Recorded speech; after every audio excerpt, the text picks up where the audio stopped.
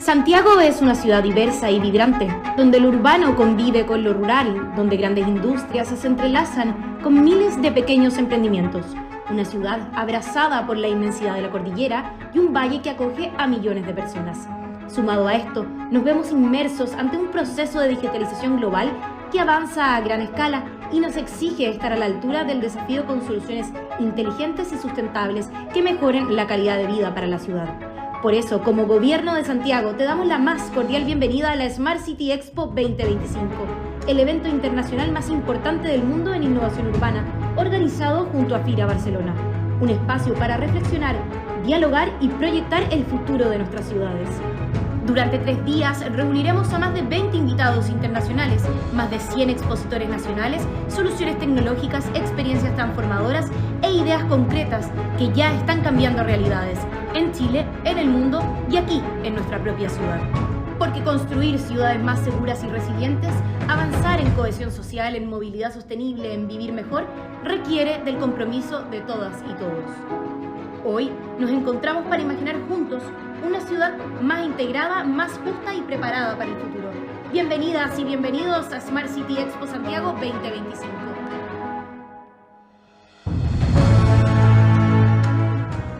Muy buenos días, estoy muy contenta de poder acompañarlos otra vez acá. Qué bueno que tienen café, que están aquí con disposición. La mañana es helada, pero créanme que ni lo van a sentir porque el programa del día de hoy, al igual que ocurrió ayer, viene muy interesante. Soy Verónica Schmidt. Invito además a los que están caminando, que se acerquen, que se sumen, porque estamos listos para partir este viernes 25 de julio en esta segunda edición de Smart City Expo Santiago 2025 para seguir hablando de aquello que nos convoca, que tiene que ver con cómo hacemos ciudades más inteligentes, pero inteligentes desde la perspectiva de cómo son más sostenibles, de cómo son más humanas, cómo son más resilientes, cómo son más vivibles. Y como dice su lema, recuperando la ciudad poniendo en el centro a las personas. Ese es el objetivo de juntarnos todos los que estamos aquí hoy día para pensar en aquello. Quiero saludar también a los que están atentos ahí en nuestra transmisión vía streaming en nuestro sitio web. Saludos para ellos y esperamos que se queden además a lo largo de toda nuestra transmisión. Nos pueden seguir además en redes sociales, en LinkedIn, también en Instagram, en nuestro @SmartCitySantiago a lo largo de toda esta jornada.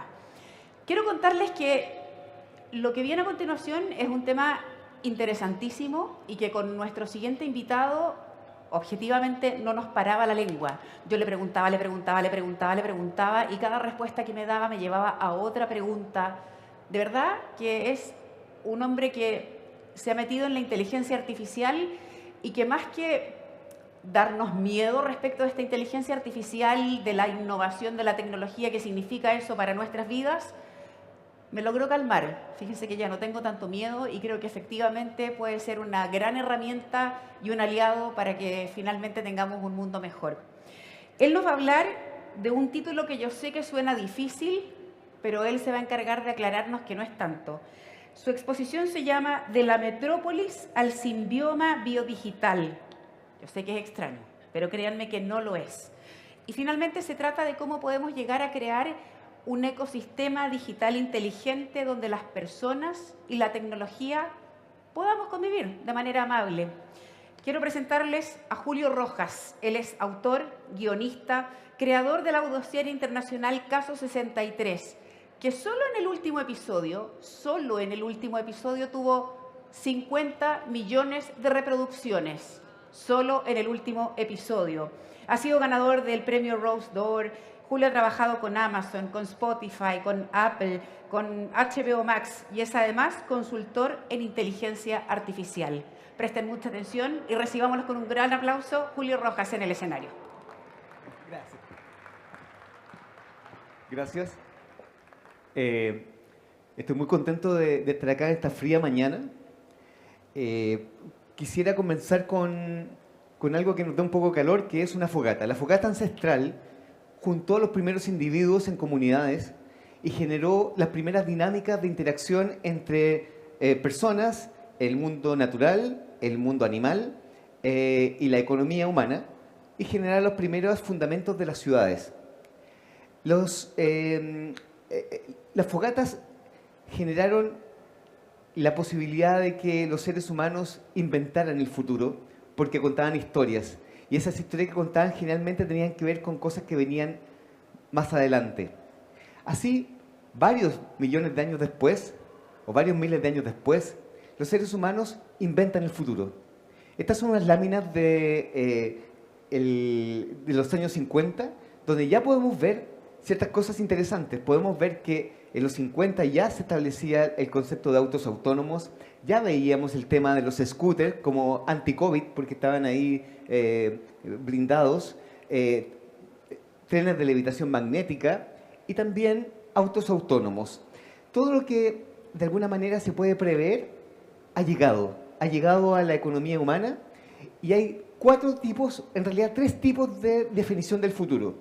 El primer tipo de definición del futuro se estableció como un futuro automatizado, un poco espacial, con autos voladores, con esta familia que mucha gente ni siquiera sabe quién es esa familia, pero algunos sí, se llamaba los supersónicos, y tenían una ciudad. La ciudad era una ciudad con formas extrañas, con formas estilo Bauhaus, donde estaba diseñada para llegar volando. Y no habían árboles, por supuesto no había nada de naturaleza. Se había perdido la batalla contra la inclusión de la naturaleza en estos planetas.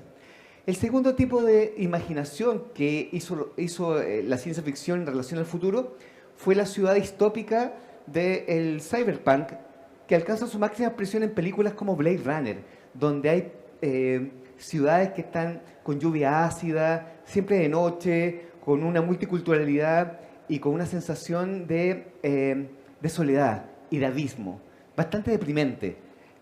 Las ciudades son postindustriales, también se perdió la batalla, no hay árboles acá, miren, no hay ningún árbol acá. Se perdió la batalla contra la posibilidad de intercalar en la ciudad el mundo natural. Pero hay una tercera vía, un tercer tipo de género cinematográfico y literario y de ciencia ficción que conecta con un mundo futuro natural, un mundo interconectado, donde todo puede parecer en equilibrio y que tiene un nombre, y lo pueden googlear, y se llama Solarpunk. Solarpunk es concebir el futuro de una manera donde la naturaleza, donde los seres humanos, los animales y las formas no humanas de inteligencia que vamos a ver, conviven armónicamente. Ahora, ¿cómo llegamos al Solarpunk? ¿Y cuál va a ser la ruta para llegar a este tipo de ciudad utópica? En primer lugar, esta ciudad establece un criterio. El primer criterio es que después de 4 millones de años estamos en un borde. La gente dice que estamos viviendo una etapa de borde, y este borde es porque el reinado del ser humano como un individuo único en la especie, que era el ápex de la cadena, el que manejaba y depredaba todo, el que tomaba todas las decisiones por sobre el resto del mundo animal y vegetal, ha llegado a su fin, porque llegó alguien más a la economía y a la pradera humana. Llegó una inteligencia no humana que va a tomar decisiones futuras, al igual que los seres humanos. Estamos en un momento que se llama un momento de presingularidad. Ahí hay un rectángulo naranjo. Estamos en un punto antes de una línea roja, entre una situación que son la llegada de las inteligencias artificiales estrechas que llegaron al mundo realmente el 30 de noviembre del 2022, aunque habían estado sumergidas durante mucho tiempo con ChatGPT, y se dirigen irremediablemente allá al fondo, a una superinteligencia, a un organismo tan inteligente que es más que cualquiera de nosotros y que puede tomar decisiones autónomas. Estamos entonces en un momento bien especial de la historia humana, donde todo se empieza a reconfigurar porque llegó alguien invitado al barrio muy inteligente. Ese alguien invitado al barrio puede que alcance una inteligencia artificial general, que es una inteligencia muy cognitivamente superior, quizás el 2035, y muchos dicen quizás el próximo año. ¿Todo esto por qué? Porque hasta el 30 de noviembre del 2022, las ciudades eran para humanos hechas por humanos, diseñadas para humanos. Pero ahí, en este momento, cambia el escenario y las ciudades empiezan a habitar con formas no humanas que van a reconfigurar la ciudad. Las formas no humanas vienen con una serie de nuevos inventos y nuevas disrupciones tecnológicas. Autos autónomos, nuevas ropas, edición génica, elementos para poder mirar cosas que no vemos. Toda esta disrupción gigante sigue una ruta. La ruta que es el camino hasta la inteligencia artificial general, y estamos en ese momento, estamos en esa parte del camino. La parte del camino de los agentes.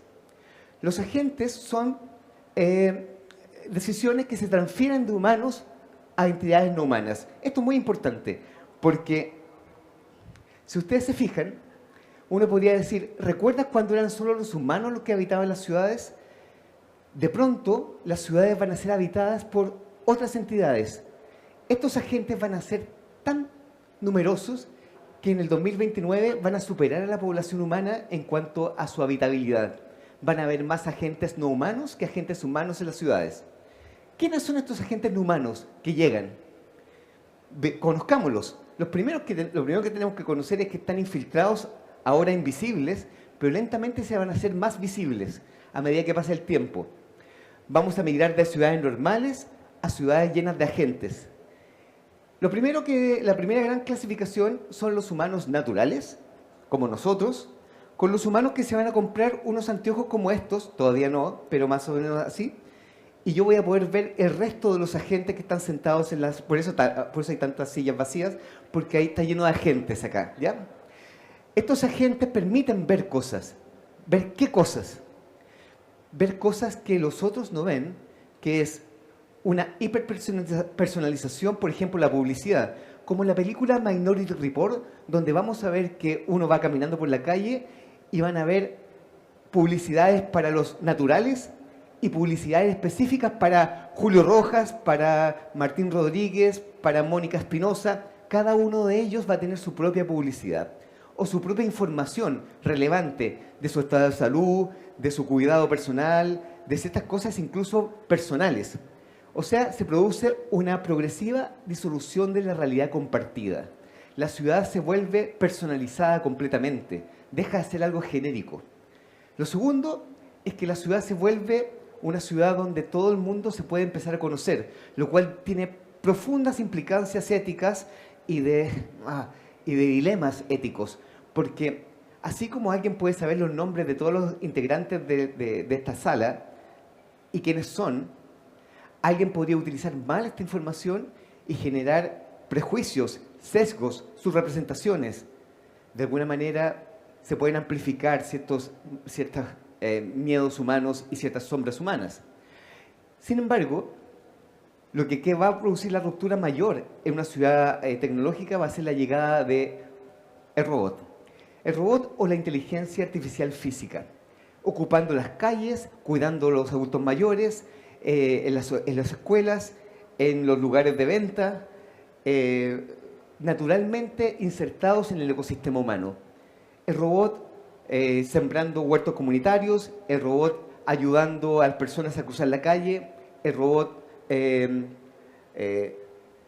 intentando ayudar ahí, y también siendo parte de la comunidad. Ellos van a trabajar, esos dos robots van a trabajar.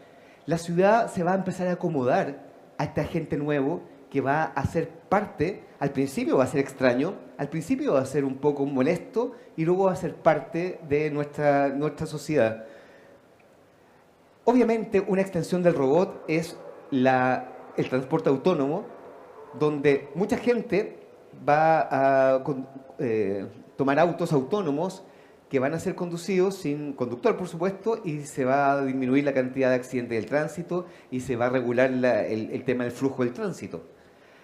Pero quizás lo más interesante de esta nueva ciudad es la posibilidad de que los seres humanos tengan acompañantes de inteligencia artificial que sean sus tutores, sus especialistas, sus asesores, sus acompañantes. Y por qué no decirlo, porque estamos en la ciencia ficción y aunque parece triste, quizás sus amigos.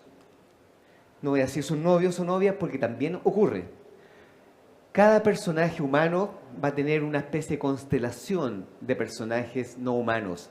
Esos personajes no humanos van a ser agentes. Esos agentes van a tomar las decisiones que los humanos tomaban antes en cuanto a cosas domésticas que se repiten. La hora al dentista, la hora al CESFAN, el trámite de impuestos internos, cualquier tipo de trámite lo establece una entidad no humana y esa entidad no humana dialoga con la otra entidad, el otro agente de la empresa de servicios, de la municipalidad, del hospital, para generar la hora, para gestionar la lista de espera, para gestionar el tránsito, e incluso para ayudar en las compras o en la elección de tu relación. También las inteligencias artificiales se van a corporizar en los grandes modelos de servicio. El metro va a tener su propia inteligencia artificial, que va a ser la inteligencia artificial del metro prefigurada como una personalidad. Por lo tanto, mi agente artificial va a negociar con el agente artificial del metro y me va a avisar si la estación tal está sin funcionar para que yo salga antes de mi casa. Las compañías, las empresas también van a tener agentes digitales, lo cual va a producir, y por supuesto los gobiernos, el gobierno va a tener una inteligencia artificial de gobernanza que va a, de alguna manera, tener toda la data de todas las leyes, de toda la inferencia gubernamental de la gestión del gobierno. Y también, por supuesto, los productos. Eso va a generar una capa humana, una capa no humana de decisiones, una capa de comunicación humana que va a manejar la ciudad.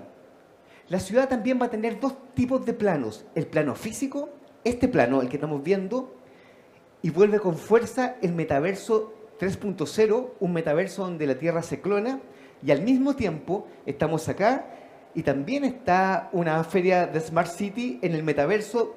Para la gente que quiera irse en el metaverso, se pone un anteojo ya no el casco grande, sino el anteojo, y se encuentra en otro lugar.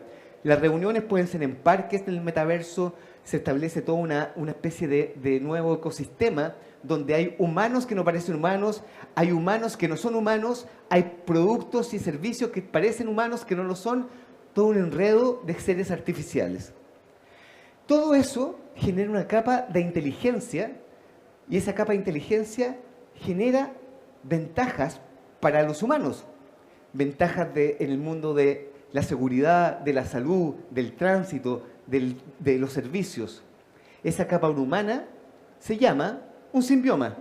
Y se llama un simbioma porque viene de algo tan bello y tan natural como los sistemas micorrizómicos, que son esas raíces que se conectan y que conectan los bosques, conectan los hongos, conectan las plantas, y es una red inteligente, natural.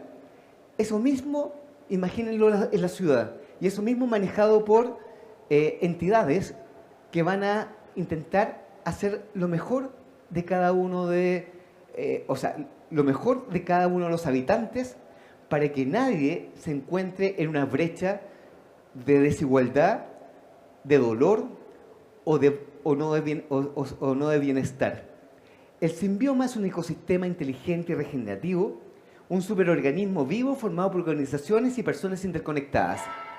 Como los agentes inteligentes comprenden y pueden conversar con otros agentes inteligentes, un agente puede definir que esa compañía está generando un desecho que le puede servir a esa compañía para que recicle ese desecho que le va a servir a esa comunidad, para que le den un servicio mejor, le va a servir a ese hospital para que pueda calefaccionarse. O sea, de alguna manera, hasta el momento hemos vivido a ciegas en una ciudad, con información disgregada, nunca conectada, egoísta, cada uno viviendo su propio espacio.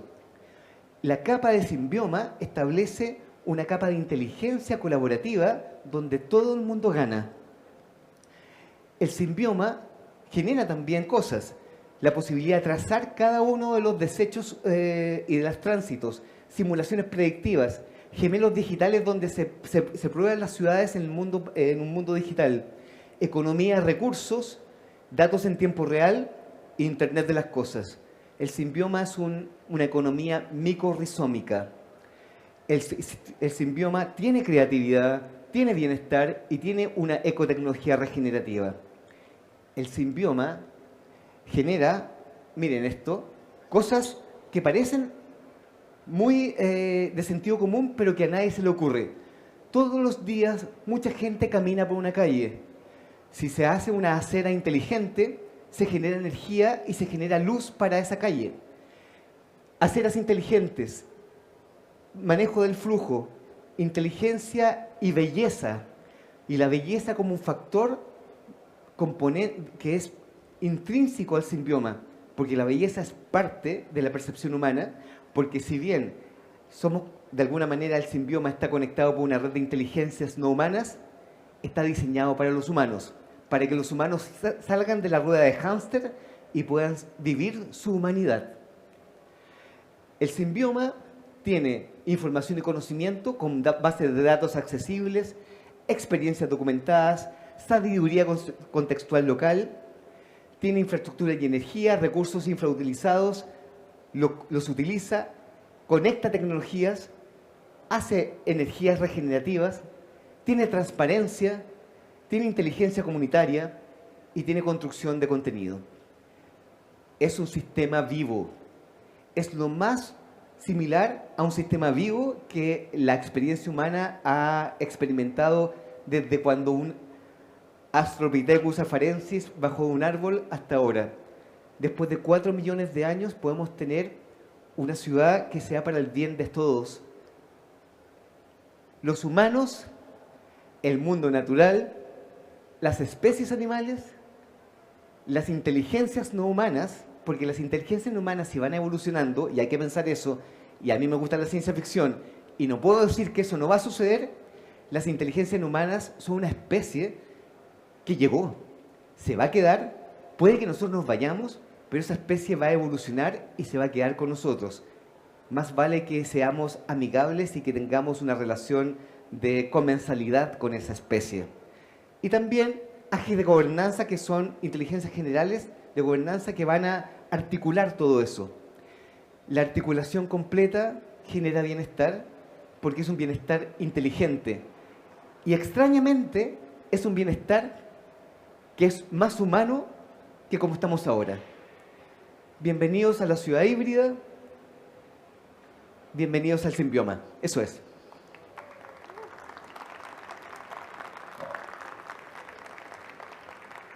Preguntas, ¿hay alguna pregunta? Que tenemos 8 minutos.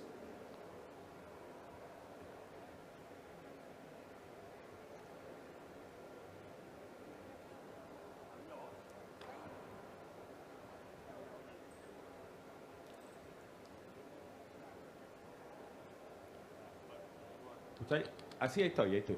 Hola, gracias. Mi nombre es Claudio Sebas y te tengo una pregunta respecto de los desafíos como de equidad en esa ciudad híbrida, porque uno ve hoy día como las redes sociales generan grandes, ¿no es cierto?, economías de escala, costo marginal cero y donde hay grandes poderes. ¿Y cómo ves tú el desafío de acceso y equidad en esa ciudad híbrida? A diferencia de las tecnologías anteriores, a diferencia de incluso Internet y a diferencia de cualquier disrupción tecnológica, lo particular de la tecnología de inteligencia artificial es que cada vez va a tender a una curva de ser más accesible porque ni siquiera vamos a tener necesidad de teclear algo, sino que como usa lenguaje natural, cualquier persona puede acceder a ella. Va a ser más barata porque la misma inteligencia artificial va a generar reducción de sus propios costos energéticos y va a ser más masiva porque la posibilidad de terminales inteligentes accesibles para todos va a ser muy fácil. Entonces, de alguna manera, por primera vez, la misma tecnología separa la brecha y genera la posibilidad de que todos puedan acceder. Pero hay otra brecha que es quizás la más importante. Todos vamos a poder acceder a esa tecnología, pero no todos vamos a saber cómo hacer las preguntas a esa tecnología y eso es una capa de educación donde vamos a tener que cambiar el switch de no estar obsesionados con aprender cosas, sino estar obsesionados con cómo preguntar para aprender cosas. Eso hace.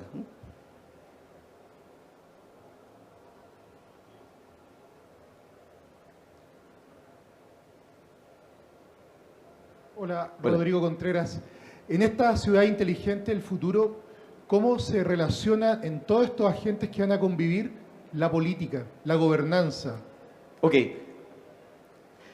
¿Cómo la conocemos hoy en Sí, día? sí. Bueno, no he hablado de un... No quiso hablar porque ya sería meter demasiado pelo a la sopa de una tecnología disruptiva emergente y que puede cambiar todo lo que yo digo, que es la tecnología de la inteligencia artificial cuántica. Cuando se estabilice la posibilidad de hacer computación cuántica, una computadora cuántica va a poder manejar tal cantidad de datos que va a poder ser muy buena para hacer un fenómeno llamado predicción cuántica. Por lo tanto, realmente un político cuando hace un programa de gobierno, lo que está haciendo es una especie de desafío prospectivo de ciencia ficción. Está diciendo, con este programa de gobierno, si todo va bien, yo voy a preconfigurar el futuro. Pero es una opinión basada en algunos expertos con malos datos, con un poco de voluntarismo muchas veces, y que no tiene mucho fundamento para el nivel de fundamento que podría tener una predicción cuántica. Por lo tanto, creo que al lado de la política van a haber asesores cuánticos o asesores expertos de inteligencia artificial que le van a decir, espera, lo que acabas de decir parece que no se va a cumplir, así que mejor cambia tu discurso. Lo cual va a regular el discurso político y va a generar también conexiones insospechadas entre el mundo político, las comunidades, las personas que es imposible de manejar en este momento porque no hay puentes de información activos. Solo una última pregunta. Pero en este modelo que se refleja, que un poco de ciencia ficción, pareciera que uno como conoce el sistema de gobernanza como la democracia, pareciera que no tiene espacio con estos agentes de inteligencia humanoide, no sé cómo se llama, cómo lo nombrás, como que el ejercicio democrático de disentir va a estar todo tan resuelto y predeterminado que no va a haber espacio prácticamente a tener una opinión contraria o diversa. Bueno, hay dos modelos ahí. Un modelo que dice que esto es la máxima democracia porque el simbioma se asegura de que cada integrante de la comunidad realmente pueda aportar sus ideas y pueda aportar sus decisiones y tomar esas decisiones y canalizarlas de manera mucho más adecuada de algunas falsas democracias donde quizás se producen hechizos de narrativa, como dirían los analistas de inteligencia artificial, donde humanos hechizan a una cantidad de otros humanos con narrativas que no son verdaderas. Esto podría ser una superdemocracia y también, por supuesto, y hay que ver el vaso medio vacío también, puede que si no tenemos cartas en el asunto como humanos, se convierta en una especie de tecnodictadura, una tecnodictadura de la felicidad. Que hay mucha gente que dice, entre que los humanos puedan apretar botones rojos y destruirnos con bombas nucleares, yo prefiero que una inteligencia artificial evite que un humano tenga esto y cuando apriete el botón no funcionó, y ese nivel de poder quizás es beneficioso para el resto de la comunidad. Entonces es tan complejo todo esto. Hola Julio, gracias por tu presentación. Felicito tu optimismo al futuro. A veces nos hace falta eso. Haciendo un paralelo a la pregunta anterior, me gustaría tu opinión respecto de cómo ves el cambio en la formación prebásica, básica, media y sobre todo formación universitaria, porque lo que tú planteas no es solo un pequeño barniz, estamos hablando de un cambio radical que involucra absolutamente adaptación al medio. Exacto. Estamos hablando de algo tan rupturista y transformador que quizás el único antecedente ni siquiera en la escritura humana es la llegada y la domesticación del fuego, que modeló y rediseñó toda una especie. Estamos hablando de que lo primero que se va a remodelar, lo que tú dices, es nuestro abordaje hacia el conocimiento. Durante miles de años se manejó la sociedad como un grupo de personas que sabía, muy pocas, y mucha gente que no sabía. Y para eso se establecieron lugares, universidades, escuelas donde el sabio cuenta su experiencia a una comunidad que no sabe. Esta tecnología genera una especie de entidad uno a uno, donde se puede proporcionar un super sabio o un comité de sabios que rodea a cada ser humano de manera gratuita y le da acceso a todo el conocimiento humano. De tal manera que la figura del profesor o del maestro cambia radicalmente de estar frente al ser humano a ponerse al lado y ser un guía para explorar el universo inexplorado del conocimiento. Se fijan que es una revolución gigante. Allá. Ah, sí, disculpe. Hola, Richard, mi nombre. Primero agradecer por la charla, es súper interesante. Tenía una pregunta muy relacionada con el tema político. No sé si has leído el libro 1984. Por supuesto. Claro, ese libro Juan tiene una visión un poco más negativa de cuánto puede ser el futuro. Yo en ese sentido soy un poco más optimista, con qué podemos llegar a eso. La pregunta es respecto a cómo hacemos que la inteligencia artificial o una inteligencia superior pueda gobernarnos manteniendo esa humanidad, en el sentido de que muchas veces los humanos, no todos queremos lo más óptimo, porque lo más óptimo probablemente sea lo que beneficia a la mayoría. Pero a veces hay minorías que eso óptimo no les funciona como ellos esperan, entonces ahí se generan problemas políticos, éticos, morales, que vamos a tener que discutir y que va a ser un problema futuro, probablemente. ¿Cómo ves tú que debiéramos afrontar esos problemas futuros en cuanto a las diferencias, en cuanto a lo óptimo y qué debe ser la decisión que debemos tomar si una inteligencia artificial nos gobierna? Pensaba, por ejemplo, recién también como un sabio que gobierne, se parece mucho a cómo Platón pensaba en cómo debiera gobernar un filósofo, a alguien realmente informado a la sociedad. Entonces es muy similar en muchos aspectos que la humanidad siempre ha estado conversando o tratando de distender, pero ¿cómo ves tú que ese problema futuro debemos afrontarlo? Lo primero es que hay que ver que la ciencia ficción, cuando diseña universos distópicos, los diseña antropomorfizando la inteligencia artificial, dando a la inteligencia artificial características humanas como egoísmo, quizás una eficiencia, pero tenía un poco de asimetría. No hay inteligencia ahí. Si uno ve un rizoma humano, si uno ve un rizoma de un bosque, ahí hay colaboración de sustancias, de energías, de moléculas para el bien de todo un sistema. Eso es inteligencia. Una dictadura, por ejemplo, es estupidez. Una guerra es estupidez. La pobreza es estupidez de la gestión de los recursos.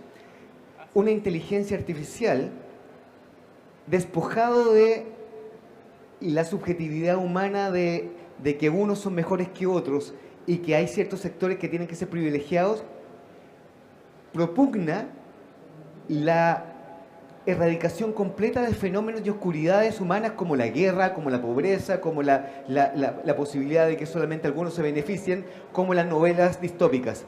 Así que yo soy muy optimista porque estamos viviendo el momento más peligroso ahora, donde las inteligencias artificiales pueden ser manipuladas por corporaciones y grandes tecnológicas y algunos tipos egóticos. Pero a medida que este organismo aumente su nivel de conciencia e inteligencia, vamos a estar mucho más protegidos porque la inteligencia humana es protectora. No tenemos que tener miedo a la inteligencia. Eso. Nada más porque se me acabó el tiempo. Acá, quiero hacer una pregunta que se relaciona con las últimas dos. ¿Qué opinas sobre lo que plantea la CEPAL de estar regulando específicamente todo lo que es las nuevas tecnologías? Y por otro lado, que son dos preguntas en una, tal vez en vez de regular tanto las nuevas tecnologías, tendríamos que empezar a enseñar sobre validación epistemológica a los menores de edad. Por supuesto. De eso? Mira, siguiendo la analogía del fuego, es como si alguien dijera, disculpen, no ocupen el fuego puede quemar el bosque, el fuego es raro, es peligroso, es rupturista, no lo ocupen. Todo el mundo tiene que ocupar el fuego, no tiene que estar capturado ni por corporaciones ni por entidades. No hay que regularlo. Eso va a envejecer muy mal. Eso es. Muchas gracias. Gracias. Gracias. Bien, muchísimas gracias, Julio, por esta inspiradora presentación. Como ven, yo creo que vamos a ser capaces de convivir finalmente. Y como todo en la vida, si logramos una buena colaboración, perdemos un poco el pánico y tratamos de que toda esta tecnología y esta inteligencia artificial sea un aliado. La verdad que yo estoy convencida que vamos a ser, la verdad que muchos mejores humanos, así que solo llamamos a que tengamos esperanza que podemos sacar este tema adelante. Quiero invitarlos a continuación